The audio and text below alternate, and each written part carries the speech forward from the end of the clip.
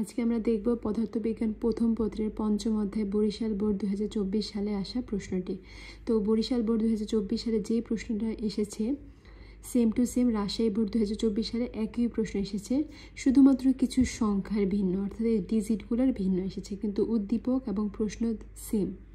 তো আমরা যদি বরিশাল বোর্ড 2024 প্রশ্নটা সলভ করি, উদ্দীপকটা যদি পড়ি, এখানে বলা হয়েছে W1 ও W2 দুটি পানিপূর্ণ কুয়া, যাদের গভীরতা যথাক্রমে 12 মিটার ও 10 মিটার এবং ব্যয় যথাক্রমে 1.8 মিটার ও 2 মিটার। আরও কিছু বলা হয়েছে X1 ও X2 দুটি পাম্প, যাদের কর্মদক্ষতা যথাক্রমে 75% ও 65%। এখানে W1 এবং W2 দুটি পানিপূর্ণ কুয়া বুঝেছে, আর এখানে X1 X2 হচ্ছে দুটি পাম্প। কুয়া আর পাম্প আলাদা জিনিস। এখন এখানে আরও কিছু এক্সট্রা ইনফরমেশন বলা হয়েছে। X1 পাম্পটি W1 কুয়াকে 24 মিনিটে পানি শূন্য করতে পারে, অর্থাৎ এই যে X1 পাম্পটি W1 যে কুয়াটা আছে এটাকে 24 মিনিটে পানি শূন্য করতে পারে। এখানে আবার X2 পাম্পের ক্ষমতা 2.5 HP বলা হয়েছে। HP মানে হচ্ছে হর্স পাওয়ার, অর্থাৎ অশ্ব ক্ষমতা, 2.5 অশ্ব ক্ষমতা বলা আছে X2 পাম্পের ক্ষমতা। এখন গ নং প্রশ্নে জানতে চাওয়া হয়েছে X পাম্পটির ক্ষমতা নির্ণয় করো, অর্থাৎ এই যে এখানে যে X পাম্পটা ছিল এই পাম্পটার ক্ষমতা নির্ণয় করো। তো আমরা X পাম্পের ক্ষমতা কীভাবে বের করব? এই যে এখানে একটা ইনফরমেশন আছে না, X1 পাম্পটি Y1 কুয়াকে 24 মিনিটে পানি শূন্য করতে পারে, তাহলে আমরা কুয়া ধরবে যে Y1 এর যে ইনফরমেশন দেওয়া আছে এগুলা দিয়ে আমরা X1 পাম্পের ক্ষমতাটা বের করব।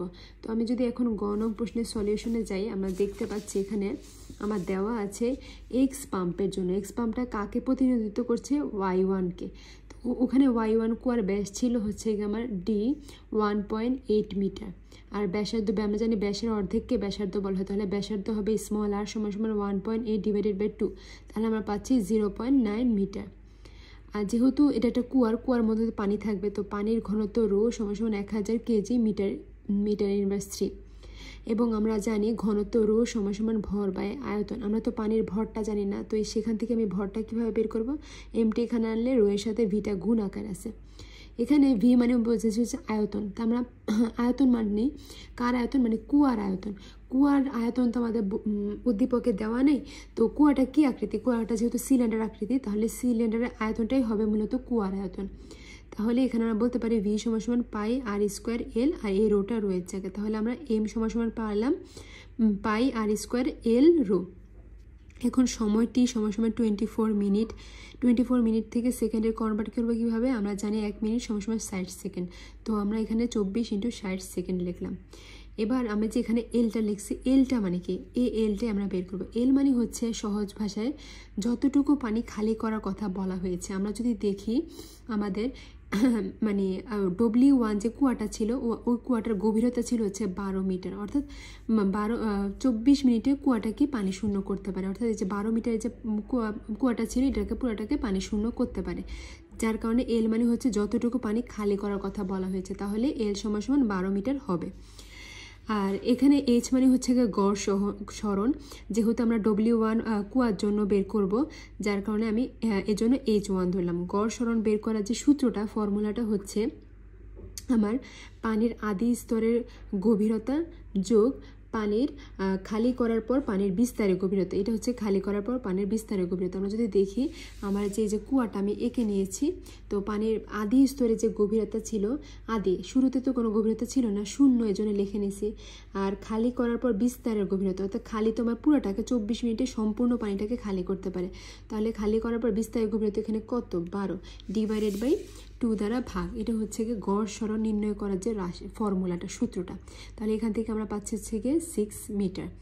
এখন আমাদের এই যে মানে কুয়াটা ছিল, কুয়াটা থেকে যে পাম্পটা যে আমরা 24 মিনিটে উঠালাম, এর জন্য আমরা লব্ধ কার্যকর ক্ষমতা P প্রাইম, এটাই আমাদের মূলত বের করতে কথা বলছে, মানে এই পাম্পটার জন্য আমরা লব্ধ কার্যকর ক্ষমতা বের করব।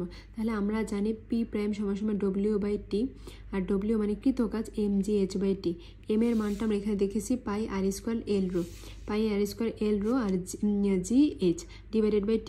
এখন পায়ের মান বসালাম, আর মানে ব্যাসার্ধ ছিল 0.9 হোল স্কোয়ার, এল মানে যতটুকু পানি খালি করার কথা বলা হয়েছে 12, রো পানির ঘনত্ব হচ্ছে গিয়ে 1000, জি এর মান হচ্ছে 9.8, এইচ এর মান হচ্ছে গিয়ে 6 ডিভাইডেড বাই টি এর মান ছিল 24 × 60, তাহলে আমি এখানে পাবো 1246.901 ওয়াট।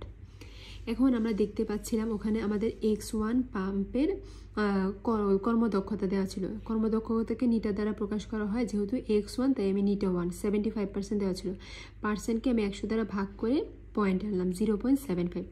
এখন x1 পাম্পের প্রদত্ত ক্ষমতা, আমরা এখানে যে ক্ষমতাটা বের করছি শুধুমাত্র আমাদের ওই যে পাম্পটার লভ্য কার্যকর ক্ষমতা বের করছি। আমরা টোটাল যে প্রদত্ত আসলে অ্যাকচুয়াল যে ক্ষমতাটা কতটুকু আছে সেটা আমরা বের করি না, সেটা আমরা এই কর্মদক্ষতায় সহযোগিতায় বের করে নিব। পরবর্তীতে আমরা কী করবো, আমরা লিখবো, আমরা আবার জানি দক্ষতা সমান সমান লভ্য কার্যকর শক্তি ডিভাইডেড বাই মোট প্রদত্ত শক্তি। লভ্য কার্যকর শক্তি আমরা বের করেছি, তাহলে আমাদের মোট প্রদত্ত শক্তিটা বের করা লাগবে। তাহলে আমি নিটা 1-এর জায়গায় পি আনলাম, পি এর জায়গায় নিটা 1 লিখলাম এই লাইনে। এখন লভ্য কার্যকর শক্তি আমরা একটু আগে বের করেছি 1246.901, আর হচ্ছে আমাদের দক্ষতা দেওয়া ছিল 75% থেকে আমরা পয়েন্টে নিলাম 0.75। তো এতটুকু ক্যালকুলেশন করলে আমরা পাবো 1662.535 ওয়াট। অতএব এক্স পাম্পের ক্ষমতা হচ্ছে 1662.535 ওয়াট। আশা করি বোঝা গেছে। এখন আমরা যদি গহনং প্রশ্নটি দেখি, গহনং প্রশ্নে জানতে চাওয়া হয়েছে x1 ও x2 পাম্প দ্বারা W2 কুয়াকে একই সময়ে পানি শূন্য করা যাবে কিনা। এখানে আমরা যদি দেখি, এখানে x1 ও x2 দুটি পাম্প যাদের কর্মদক্ষতা 75% ও 65% দেওয়া ছিল। তো এই দুটা পাম্প দ্বারা আমাদের W2 অর্থাৎ এই যে W2 যে কুয়াটা, এই কুয়াটার পানিকে একই সময়ে পানি শূন্য করা যাবে কিনা। তাহলে আমরা বুঝতে পারছি যে এখানে W1 এর যে সব ইনফরমেশন দেওয়া আছে এগুলো আমাদের এই অঙ্কের জন্য কোনোটাই কাজে লাগবে না। তো আমরা এখন x1 x2 পাম্প দ্বারা W2 কুয়াটাকে সময়টা বের করবো, দেখবো যে একই সময় লাগে কিনা।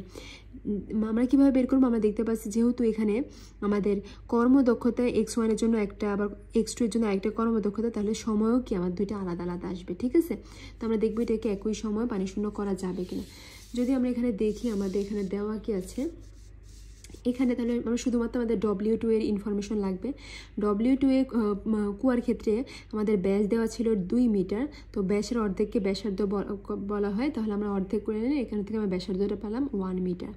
এখন W2 কুয়ার পানির ভরটা তুই যে আগের মতো বের করব, এম প্রাইম, যেহেতু আমি আগেরটা এম ধরছিলাম তাই এটাকে হবে এম প্রাইম সমান পাই r² L রো, ঠিক আছে। যে আমি আগে যেখানে বের করে নিয়েছিলাম এই যে ঘনত্ব সমান ভর বাই আয়তন, এখান থেকে এম এর মানটা বের করে নিয়েছিলাম না, এখানে যেহেতু এম ধরছি তাই আগেরটাতে আমি ধরবো শুধুমাত্র হচ্ছে গিয়ে এম প্রাইম, আর আগে পাই r² L রো ঠিকই থাকবে। যেহেতু এখানে আমাদের কুয়াটা আলাদা, তাই আমার এল এর মানটাও কি হয়ে যাবে, এল প্রাইমের মানটাও চেঞ্জ হয়ে যাবে। আমার এখানে W2 কুয়ার ক্ষেত্রে আমার গভীরতা ছিল 10 মিটার, এল মানে হচ্ছে যতটুকু পানি খালি করার কথা বলা হয়েছে। যেহেতু সম্পূর্ণটাতে খালি করার কথা বলা হয়েছে, মানে সম্পূর্ণ পানিটাকে পানি শূন্য করা, কুয়াটাকে পানি শূন্য করার কথা বলা হয়েছে, তাই এল এর মান হবে হচ্ছে আমার 10 মিটার। আর এবার গড় সরণ H1 প্রাইম, আগেরটা যেহেতু আমি H1 ধরেছিলাম আগের ম্যাটটাতে, তাই এটাকে ধরবো আমরা H1 প্রাইম, ঠিক আছে। H1 প্রাইমটা বের করার যে সূত্র, এই জিরোটা মানে হচ্ছে গিয়ে পানির আদি স্তরের গভীরতা। এই যে আমরা যদি দেখি শুরুতে কি কোনো গভীরতা ছিল না, তাই পানির আদি স্তরের গভীরতা ডিভাইডেড বাই হচ্ছে যোগ হচ্ছে গিয়ে খালি করার পর পানির বিস্তারের গভীরতা। তো আমি দেখলাম খালি করার পর আমরা পুরো পানিটাকে তো পানি শূন্য করব, তাই না। খালি করার পর পানির বিস্তারের গভীরতা হচ্ছে 10 ডিভাইডেড বাই 2, মানে আমাদের সূত্রের 2, তাহলে আমরা এখানে পাচ্ছি 5 মিটার। এবার x2 পাম্পের প্রদত্ত ক্ষমতা দিয়েছিল আমাদের প্রশ্নের মধ্যে, বলা হয়েছিল লাস্টের উদ্দীপকের লাস্ট লাইনে দেওয়া ছিল যে x2 পাম্পের ক্ষমতা 2.5 HP, আর আমরা জানি এক অশ্ব ক্ষমতা সমান 746 ওয়াট, তাহলে এটা দিয়ে গুণ করলে আমরা পাবো 1865 ওয়াট। এবার আমার হচ্ছে x2 পাম্পের কর্মদক্ষতা দেওয়া ছিল নিটাশু 65% থেকে আমরা বাক্স দ্বারা ভাঙালে আমরা পাবো 0.65%। তো এই যে এতটুকু ইনফরমেশনের জন্য আমরা একটা x2 পাম্পের কার্যকর ক্ষমতা আমরা যদি বের করে লভ্য কার্যকর ক্ষমতা, আগের অঙ্ক আমরা যেভাবে লভ্য কার্যকর ক্ষমতা বের করেছি ঠিক এভাবে আগের অঙ্কে আমরা P1 ধরেছি, শুধু P প্রাইম ধরেছি আগের অঙ্কে, তাহলে এটাকে আমরা ধরবো P1 prime is equal two what. তো এখন আমরা যদি দেখি, আমরা জানি কর্মদক্ষতা সমান সমান লভ্য কার্যকর ক্ষমতা ডিভাইডেড বাই মোট প্রদত্ত ক্ষমতা। তো আমরা যদি একটু খেয়াল করি, আমরা যখন গ নং প্রশ্নটা সলভ করেছিলাম তখন কিন্তু আমাদের মোট প্রদত্ত ক্ষমতাটা দেওয়া ছিল না, কিন্তু এই অঙ্কের ক্ষেত্রে আমরা যদি দেখি এই যে X2 পাম্পের প্রদত্ত ক্ষমতাটা আমাদের দেওয়া আছে উদ্দীপকের লাস্ট লাইনে। তো আমরা এখন সহজেই তাহলে লভ্য কার্যকর ক্ষমতাটা বের করতে পারবো, যেহেতু আমাদের কাছে কর্মদক্ষতাও দেওয়া আছে, মোট প্রদত্ত ক্ষমতাটা দেওয়া আছে, তাহলে আমাদের লভ্য কার্যকর ক্ষমতাটা সহজেই বের করতে পারবো। আমরা আগের অঙ্কের মতো সূত্র মানে কৃত কাজের যে সূত্র পি সমান W/T যে ছিল ওই সূত্র দ্বারা বের করা লাগবে না। ঠিক আছে, এখান থেকে আমরা সহজেই গিয়ে যে কর্মদক্ষতার মান বসালাম, মোট প্রদত্ত ক্ষমতার মান বসালাম, এখান থেকে আমরা লভ্য কার্যকর ক্ষমতাটা পেয়ে গেলাম। ঠিক আছে, এবার কিন্তু আমাদের তো সময় বের করা হয়নি। এখন আমরা লিখব যে কুয়াটাকে পানি শূন্য করতে X2 পাম্পের প্রয়োজনীয় সময়। আমরা প্রথমে X2 পাম্পের প্রয়োজনীয় সময়টা বের করব কুয়াটাকে পানি শূন্য করতে। তাহলে আমরা জানি P1 prime divided by W/T, অর্থাৎ W মানে কৃত কাজ মানে আমরা জানি mgh/t, আর এখানে m মানে পাই r² L'/t। এখানে L প্রাইম কেন লিখতেছি, H1 প্রাইম কেন লিখতেছি, যেহেতু আমি X2 পাম্পের ক্ষেত্রে বের করতেছি। X2 পাম্প মানে W2 কুয়ার ক্ষেত্রে। তো এখন আমি যে পায়ের মান, এবার আমি যেহেতু আমাদের সময়টা বের করতে বসে, তো আমি সময়ের জায়গায় P1টা আনলাম, P1-এর জায়গায় সময়টা আনলাম। তো আমি এখানে যেটা লিখলাম না সেটা একটু আগে যে বের করলাম লভ্য কার্যকর ক্ষমতা, সেটাই আমি এখানে বসেছি 1212.25, এবং পায়ের মান বসালাম, ব্যাসার্ধ ছিল 1², L মানে ছিল 10, রো এর মান 1000 ছিল, আর G 9.8, আর H1 মান পেয়েছিলাম 5। তো এখান থেকে আমরা পাচ্ছি 1269.85 সেকেন্ড। এবার আমি তো এটা কোনটা X2 পাম্পের ক্ষেত্রে প্রয়োজনীয় সময় T1টা বের করলাম, কিন্তু আমি X1 পাম্পের ক্ষেত্রে তো প্রয়োজনীয় সময় বের করিনি। তাহলে আমি যদি দেখি যে গ হতে প্রাপ্ত X1 পাম্পের লভ্য কার্যকর ক্ষমতা P1, আমরা এটা গতে বের করে নিয়েছিলাম। ঠিক আছে, এটা 1246.90,901 ওয়াট। তো কুয়াটাকে পানি শূন্য করতে X1 পাম্পের, আগেরটা তো আমরা X2টা বের করলাম, এটা X1 পাম্পের ক্ষেত্রে প্রয়োজনীয় সময় হবে T2। যেহেতু আমি X2 পাম্পের ক্ষেত্রে প্রয়োজনীয় সময় T1 লিখেছি, তাহলে X1 পাম্পের ক্ষেত্রে আমার প্রয়োজনীয় সময় হবে T2। তাহলে আমি আগেরটার মতো এখানে হবে আমার লভ্য কার্যকর ক্ষমতা P প্রাইম সমান সমান W/T2। এখন আমি যেহেতু T2টা বের করবো, তাহলে T2টা P1 P প্রাইমের জায়গায় আনলাম, P প্রাইমটা T2-র জায়গায় আনলাম। এই যে এখানে T2টা, এখানে আমি লিখলাম যে P প্রাইমের মান ভ্যালু বসালাম, আর ওটা W মানে কৃত কাজ mgh/T2, m মানে পাই r² L/ρ। আর কেউ যদি চায় আগে m এর মানটা বসা দিতে, কিন্তু আমি এভাবেই করি আর কি, যার কারণে দেখাই দিলাম আর কি। এবার মান বসালাম, পাইয়ের মান, 1-এর মান। এই মানগুলো কেন চেঞ্জ হবে, কারণ তো আমাদের কোয়েশ্চেনে বলে দিয়েছিল যে আমাদের শুধুমাত্র আমাদের W2 কুয়াকে W2, তাহলে আমাদের W2-র কুয়ার ইনফরমেশনগুলোই তো এখানে হবে, আমাদের তো আগের ইনফরমেশনগুলো বসবে না, অর্থাৎ W1-এর ইনফরমেশনগুলো বসবে না, যার কারণে এই mgh বা পাই r² L এর মানগুলো কি হবে, W2-এর ইনফরমেশন অনুযায়ী হবে। তো এখন আমি এই যে W2-এর যে ইনফরমেশন ছিল, W2-এর কুয়ার ক্ষেত্রে আমার ব্যাসার্ধ ছিল 1², L মানে ছিল 10, এবং রো ছিল 1000, G এর মান বসলে H এর মান ছিল আমার 5। তাহলে আর এখানে আমার লভ্য কার্যকর ক্ষমতা সেটা কি আমার শুরুতে X1-এর ক্ষেত্রে আমরা